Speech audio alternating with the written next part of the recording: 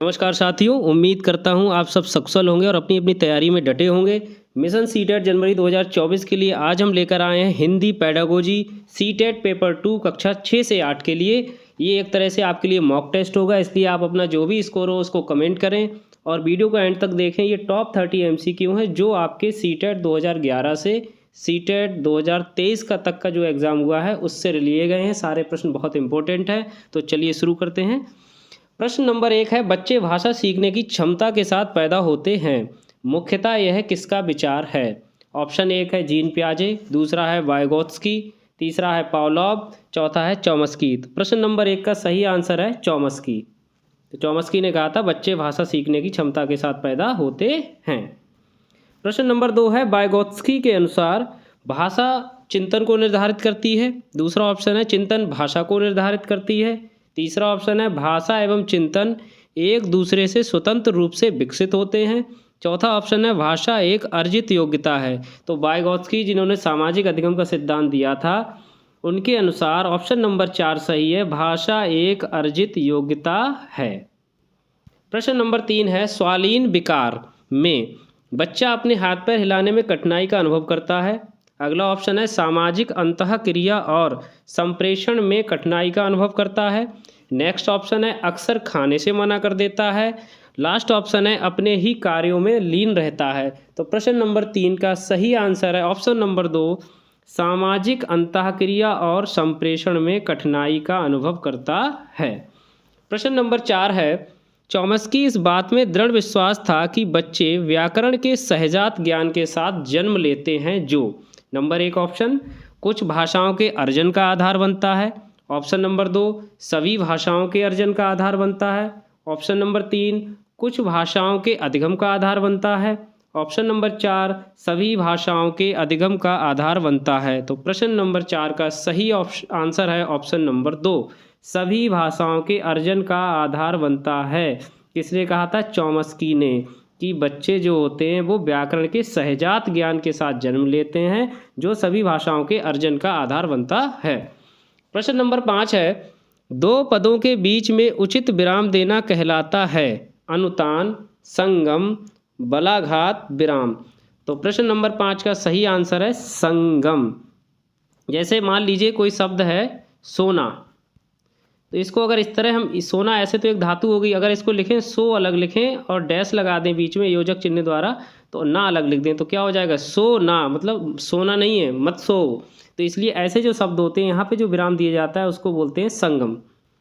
प्रश्न नंबर 6 है, निम्नलिखित में से कौन सा राष्ट्रीय पाठ्यचर्या की रूपरेखा 2005 के 5 निर्देशक सिद्धांतों में शामिल नहीं है? आपको इसमें देखना नेगेटिव सेंटेंस है नहीं वाला।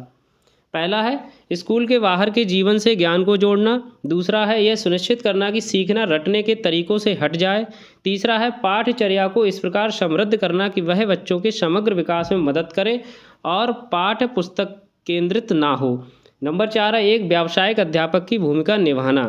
तो प्रश्न नंबर 6 का सही आंसर है ऑप्शन नंबर तीसरा, पाठ्यचर्या को इस प्रकार समृद्ध करना कि वह बच्चों के समग्र विकास में मदद करे और पाठ्य पुस्तक केंद्रित ना हो। बाकी जो तीनों हैं वो निर्देशक सिद्धांतों में शामिल हैं।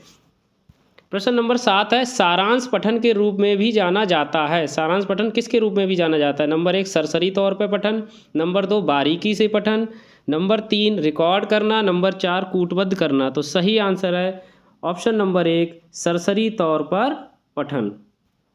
प्रश्न नंबर 8 है, भाषा की अंतर संबंधी व्यवस्थाओं में क्या शामिल है? नंबर 1 है ध्वनि विज्ञान और वाक्य विन्यास, नंबर 2 ध्वनि विज्ञान और अर्थ विज्ञान, नंबर 3 ध्वनि विज्ञान, आकृति विज्ञान, वाक्य विन्यास और अर्थ विज्ञान, नंबर 4 वाक्य विन्यास, आकृति विज्ञान और अर्थ विज्ञान। तो इसका सही आंसर है प्रश्न नंबर 8 का पहला ही है ध्वनि विज्ञान और वाक्य विन्यास। ये किससे संबंधित है? भाषा की अंतर संबंधी व्यवस्थाओं से। प्रश्न नंबर 9 है, लिखित कार्य की जांच में बच्चों की सहायता लेने से केवल पठन कौशल का अभ्यास होता है, बच्चे ज़्यादा गलतियां ढूंढना सीख जाते हैं। तीसरा ऑप्शन है बच्चों को दूसरों के हस्तलिखित सामग्री को पढ़ने का अवसर और अवलोकन क्षमता के विकास का अवसर मिलता है। नंबर 4 है बच्चे दूसरों के विचारों से परिचित होते हैं।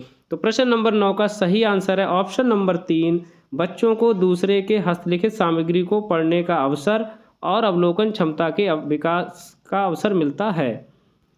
प्रश्न नंबर 10 है, किसके द्वारा शिक्षार्थियों को व्यक्तिगत भूमिकाओं के आवंटन के बिना विशिष्ट संदर्भों में लक्ष्य भाषा के प्रयोग के अवसर दिए जाते हैं?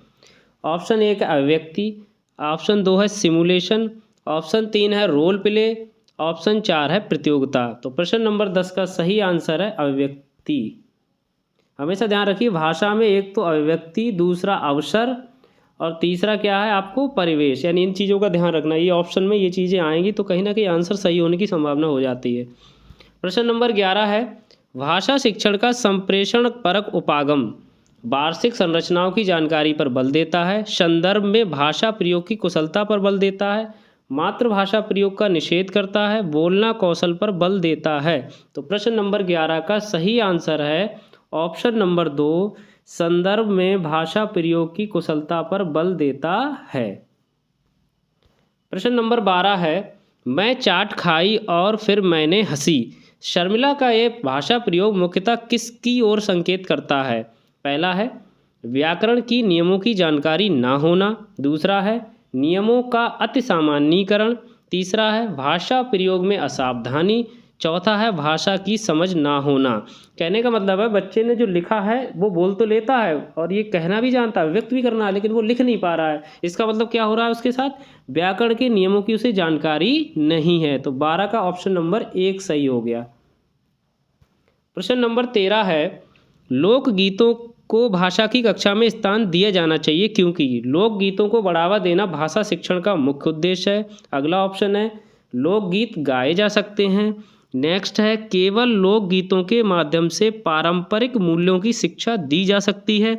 ऑप्शन नंबर 4 है इससे बच्चे संस्कृतिगत विशेषताओं से परिचित होते हैं।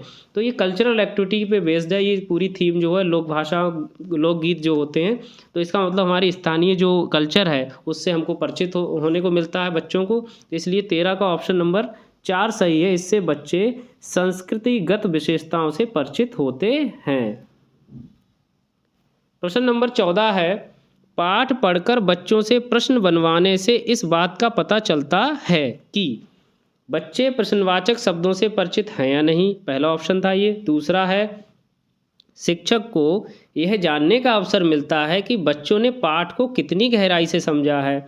ऑप्शन नंबर 3 है कक्षा कार्य की अच्छी युक्ति पूरी होती है। अगला ऑप्शन है प्रश्न बनाने की आदत का विकास होता है। तो प्रश्न नंबर 14 का सही आंसर है ऑप्शन नंबर 2, शिक्षक को ये जानने का अवसर मिलता है कि बच्चों ने पाठ को कितनी गहराई से समझा है। एक तरह से ही शिक्षक का भी आकलन हो जाता है और बच्चों का भी। प्रश्न नंबर 15 है, किसी भाषा कक्षा में कहानी कथन की आवश्यकता के संदर्भ में कौन सा तर्क उचित नहीं है? आपको ये देखना है इनमें से कौन सा उचित नहीं है। पहला है सभी बच्चों को भाषा सुनने का परिवेश मिलता है। दूसरा है सभी बच्चों की क्षमता को ध्यान में रखते हुए यह उचित नहीं है। तीसरा है बच्चों को शब्द भंडार के विकास के अवसर प्राप्त होते हैं। सभी बच्चों की क्षमता अनुसार कल्पना शक्ति का विकास होता है। आवश्यकता के संदर्भ में कौन सा तर्क उचित नहीं है आपको ये बताना है। प्रश्न नंबर 15 का सही आंसर है ऑप्शन नंबर 2, सभी बच्चों की क्षमता को ध्यान में रखते हुए ये उचित नहीं है। कहानी कथन बहुत इंपॉर्टेंट चीज़ है और ये कहना कि क्षमता के अनुसार ये उचित नहीं है तो ये गलत है। प्रश्न नंबर 16 है, भाषा शिक्षण के संदर्भ में कौन सा कथन सही नहीं है? भाषा सही नहीं वाला इस बार भी देखना, नेगेटिव सेंटेंस है। भाषा अर्जन और भाषा अधिगम में अंतर होता है। नंबर 2 है भाषा शिक्षण में केवल भाषाई शुद्धता पर ही अधिक बल रहता है। ऑप्शन नंबर 3 है भाषा सीखने में अन्य विषयों का अध्ययन अध्यापन सहायक होता है। नेक्स्ट ऑप्शन है समृद्ध भाषा परिवेश भाषा अर्जित करने में सहायक होती है। तो प्रश्न नंबर 16 का सही आंसर है दूसरा है भाषा शिक्षण में केवल भाषाई शुद्धता पर ही अधिक बल होता है, ये जरूरी नहीं है। प्रश्न नंबर 17, एक बहुसांस्कृतिक पृष्ठभूमि वाले कक्षा में भाषा सीखने के बारे में कौन सा विचार उचित है? पहला है अधिकाधिक पुस्तकों का निर्माण किया जाए। दूसरा ऑप्शन है भाषा सीखने के लिए व्याकरण एवं नियमों का और अधिकाधिक प्रयोग होना चाहिए। ऑप्शन नंबर 3 है भाषा परिवेश का निर्माण किया जाए ताकि भाषा अर्जन की सहज स्थिति बन सके। ऑप्शन नंबर 4 है बच्चों में भाषा सीखने की क्षमता बलपूर्वक विकसित करनी होती है। तो प्रश्न नंबर 17 का एक ही सेंटेंस जो सबसे सही है वो है, मैंने पहले ही बताया था, जहाँ पे परिवेश आ जाए तो भाषा परिवेश का निर्माण किया जाए ताकि भाषा अर्जन की सहज स्थिति बन सके। 17 का ऑप्शन नंबर 3 ठीक है। प्रश्न नंबर 18 है भाषा शिक्षण की कौन सी विधि मातृभाषा को मध्यस्थ बनाए बिना दूसरी भाषा को सीखने पर बल देती है। पहला है द्विभाषी विधि, दूसरी है अनुवाद विधि, तीसरी व्याकरण एवं अनुवाद विधि, चौथी है प्रत्यक्ष विधि। तो प्रश्न नंबर 18 का सही आंसर है ऑप्शन नंबर 4 प्रत्यक्ष विधि, यानी डायरेक्ट जो मेथड होता है उसमें बीच में आपकी मातृभाषा की कोई आवश्यकता नहीं होती है, ये एक भाषा से दूसरी भाषा सीखने की डायरेक्ट मेथड है। प्रश्न नंबर 19 है भाषा अर्जन के संदर्भ में बच्चों के लिए सर्वाधिक महत्वपूर्ण क्या है। नंबर 1 ऑप्शन बच्चों की गलतियों में वहीं का वहीं सुधार कर देना। दूसरा ऑप्शन बच्चों को एक दूसरे से अंतःक्रिया करने के मौके देना। नंबर 3 आसपास के परिवेश में खोजबीन करने के अवसर देना। नंबर 4 परिवार में वयस्कों की नकल करने और उनके द्वारा बोले जा रहे शब्दों को कंठस्थ करने के लिए। तो प्रश्न नंबर 19 का सही आंसर कौन सा हो जाएगा, बच्चों को एक दूसरे से अंतःक्रिया करने के मौके देना, ऑप्शन नंबर 2। यानी कि जब तक बच्चे एक दूसरे के साथ इंटरेक्शन नहीं करेंगे तो वो भाषा से अपने आदान प्रदान नहीं करेंगे विचारों का, तो उनकी जो है भाषा अर्जन नहीं हो पाएगा। प्रश्न नंबर 20 है निम्नलिखित में कौन सा कथन राष्ट्रीय शिक्षा नीति 2020 को उल्लेखित नहीं करता है। यानी आपको इसमें नहीं वाला ढूंढना है। पहला, यदि बच्चों को उनकी मातृभाषा में पढ़ाया जाता है तो वह दूसरी भाषाएं नहीं सीख पाएंगे। दूसरा, पढ़ना और लिखना सीखने की शुरुआत बच्चों के घर की भाषा में होनी चाहिए। तीसरा, छोटे बच्चे अपनी मातृभाषा में बेहतर तरीके से सीखते हैं। ऑप्शन नंबर 4 है बच्चों को कम से कम 5 तक की पढ़ाई उनकी मातृभाषा में पढ़ानी चाहिए। सीधी सी बात है। तो प्रश्न नंबर 20 का सही आंसर हो गया आपका। इसमें आपको कौन सा चुनना है, नहीं वाला चुनना है। तो नहीं में पहला ही ऑप्शन आपको दिख रहा होगा कि यदि बच्चों को उनकी मातृभाषा में पढ़ाया जाता है तो वह दूसरी भाषाएं नहीं सीख पाएंगे। ये कॉन्सेप्ट बिल्कुल गलत है। प्रश्न नंबर 21 है विराम, बलाघात और स्वर शैली का विकास एवं संवर्धन करने के लिए कौन सा विकल्प सर्वाधिक उपयुक्त है। ऑप्शन नंबर 1 है बोधगम्यता, दूसरा ऑप्शन है मौखिक अभिव्यक्ति, तीसरा है पठन, चौथा है लेखन। तो प्रश्न नंबर 21 का ऑप्शन नंबर 2 सही है, मौखिक अभिव्यक्ति। जितनी ज़्यादा बच्चा अभिव्यक्ति करेगा मौखिक रूप से उतना ही उसका जो है प्रोनाउंसिएशन ठीक होगा। कहाँ पे विराम पाउज लेना है, कहाँ पे उतार है, कहाँ पे चढ़ाव है, कहाँ पे किस शब्द पे जोर देना है, किस पे नहीं जोर दे रहा है। तो ये सारी चीज़ें किस पे रिलेटेड हैं, आपकी मौखिक अभिव्यक्ति से रिलेटेड हैं। प्रश्न नंबर 22 है गीतिका मोबाइल मैनुअल में किसी विशिष्ट सूचना के लिए बहुत तेजी से पढ़ रही है। पठन के इस कौशल को किस नाम से जाना जाता है। नंबर 1 आलोचनात्मक पठन, दूसरा सरसरी तौर पर पठन, तीसरा बारीकी से पठन, चौथा बॉटम अप पठन। तो प्रश्न नंबर 22 का सही आंसर है ऑप्शन नंबर 2 सरसरी तौर पर पठन। यानी इसमें वो सीधे पढ़ती जा रही है और इसीलिए उसको सरसरी तौर पर पठन कहा जाएगा। प्रश्न नंबर 23 है एक अध्यापक ने पुनः प्राप्ति सुधार हेतु अनुच्छेद पठन पर 2 प्रश्न तैयार किए, वह किस बात का आकलन करना चाह रही है। ऑप्शन 1 ज्ञान, ऑप्शन 2 समझ, ऑप्शन 3 अनुप्रयोग, ऑप्शन 4 विश्लेषण। तो प्रश्न नंबर 23 का सही आंसर हो गया ऑप्शन नंबर 1 ज्ञान। यानी वो किसका चाह रही है, आपकी नॉलेज चेक करना चाह रही है कि आपने जो है अनुच्छेद जो पढ़ा है उसके आधार पे क्या आपको नॉलेज हुई, क्या आपको ज्ञान हुआ। तो प्रश्न नंबर 23 का पहला ऑप्शन ठीक है। प्रश्न नंबर 24 है एक भाषा अध्यापक अपने विद्यार्थियों की आवश्यकताओं को ध्यान में रखते हुए गतिविधि या पाठ सामग्री में आवश्यक बदलाव करती है, यह क्या कहलाएगा। पहला है अभिग्रहण, दूसरा है अनुकूलन, तीसरा मूल्यांकन, चौथा समीक्षा। अब चूंकि अध्यापक ने विद्यार्थियों की आवश्यकताओं को ध्यान में रखते हुए चेंज किया, इसका मतलब क्या किया, उसने विद्यार्थियों के अनुसार अनुकूलन कर लिया। तो प्रश्न नंबर 24 का ऑप्शन नंबर कौन सा सही है, दूसरा अनुकूलन। क्वेश्चन नंबर 25 है आर्मी विधि और किस नाम से जानी जाती है। ऑप्शन नंबर 1 है श्रव्य भाषिक विधि, दूसरा ऑप्शन है प्रत्यक्ष विधि, तीसरा ऑप्शन है परामर्श विधि या परामर्श कोर्स। चौथा ऑप्शन है समग्र भौतिक प्रतिक्रिया। तो प्रश्न नंबर 25 का सही आंसर है ऑप्शन नंबर 1 श्रव्य भाषिक विधि। याद कर लीजिए, काफ़ी इंपॉर्टेंट है। प्रश्न नंबर 26 है एक अध्यापक होने के नाते आप कक्षा में विद्यार्थियों के बीच अंतःक्रिया को सुगम बनाने और प्रोत्साहित करने के लिए क्या कदम उठाएंगे। ऑप्शन 1 है विद्यार्थियों को अधिक से अधिक प्रश्न पूछने के लिए प्रोत्साहित करेंगे। ऑप्शन 2 है विद्यार्थियों से उनकी राय व सुझाव मांगेंगे। ऑप्शन 3 है उन्हें पाठ सामग्री ऊंचे स्वर में पढ़ने के लिए कहेंगे। ऑप्शन 4 है आपके द्वारा बोले गए संवाद को दोहराने के लिए कहेंगे। तो प्रश्न नंबर 26 का सही आंसर है ऑप्शन नंबर 2 विद्यार्थियों से उनकी राय व सुझाव मांगेंगे, तभी विद्यार्थियों के बीच अंतःक्रिया होगी। प्रश्न नंबर 27 है भाषा की कक्षा का परिवेश किस तरह का नहीं होना चाहिए। पहला है बाल अनुकूल, दूसरा है संसाधन पूर्ण, तीसरा ऑप्शन है सजीव एवं सक्रिय, चौथा है तानाशाही। देखो शुरू के तीनों ऑप्शन देख रहे हैं बाल अनुकूल होना चाहिए क्योंकि हमारी जो एजुकेशन है वो चाइल्ड सेंटर्ड है, यानी बाल केंद्रित शिक्षा है। संसाधन पूर्ण होना चाहिए, ये भी अच्छी बात है।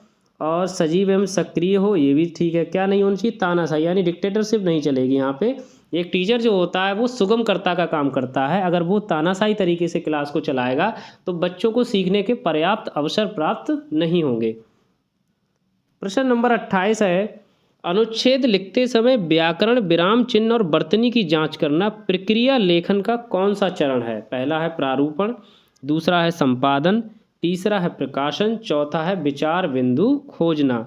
तो प्रश्न नंबर 28 का सही आंसर है ऑप्शन नंबर 2 संपादन। यानी संपादन में क्या होता है, हमें सारी प्रक्रिया में जो है विराम चिन्ह है, वर्तनी और इन सबको जांचते हैं, तभी उसको संपादन नाम दिया गया। प्रश्न नंबर 29 है शिक्षार्थियों को क्रम में रखे गए चित्रों के आधार पर कहानी लिखने के लिए कहा गया। साथ ही अध्यापक द्वारा दिए गए रूब्रिक पर भी ध्यान देने के लिए कहा गया। यह गतिविधि शिक्षार्थियों में किस कौशल को समुन्नत करेगी। ऑप्शन 1 है श्रवण, ऑप्शन 2 है वाचन, ऑप्शन 3 है पठन, ऑप्शन 4 है लेखन। तो प्रश्न नंबर 29 का सही आंसर है ऑप्शन नंबर 2 वाचन। ठीक है, क्योंकि कहानी उसे बोलनी है और चित्र उसके पास हैं क्रम में रखे हुए हैं, तो उनको आधार पे आपको एक कहानी बनानी है। तो सीधी सी बात है, आप इसमें वाचन शैली का ही इस्तेमाल कर रहे हैं, इसलिए 29 का सही ऑप्शन हो गया दूसरा वाचन। प्रश्न नंबर 30 लास्ट प्रश्न है ये, वह विधि जिसके माध्यम से अध्यापक बच्चों को जीवन के अनुभवों से जोड़ते हुए बुद्धिमत्ता के साथ मातृभाषा का प्रयोग करता है। किसका प्रयोग कर रहा है, मातृभाषा का, किस रूप में जानी जाती है। बहुभाषिक विधि, द्विभाषिक विधि, व्याकरण अनुवाद विधि या प्रत्यक्ष विधि। तो प्रश्न नंबर 30 का सही आंसर हो गया ऑप्शन नंबर 2 द्विभाषिक विधि या बाइलिंगुअल मेथड भी कहते हैं इसके लिए, जिसमें क्या कर रहा है वो बड़ी ही बुद्धिमानी के से उसकी मातृभाषा का यूज करके उसको भाषा अर्जित करा रहा है, यानी भाषा को सिखा रहा है। एक भाषा उसको अर्जित है ऑलरेडी, कौन सी है, मातृभाषा, और उसको नई भाषा सिखा रहा है उसके माध्यम से। इसलिए इसका 30 का ऑप्शन नंबर 2 सही है, द्विभाषिक विधि। बहुत बहुत धन्यवाद। हमारे चैनल को सब्सक्राइब करें, हमें सपोर्ट करें।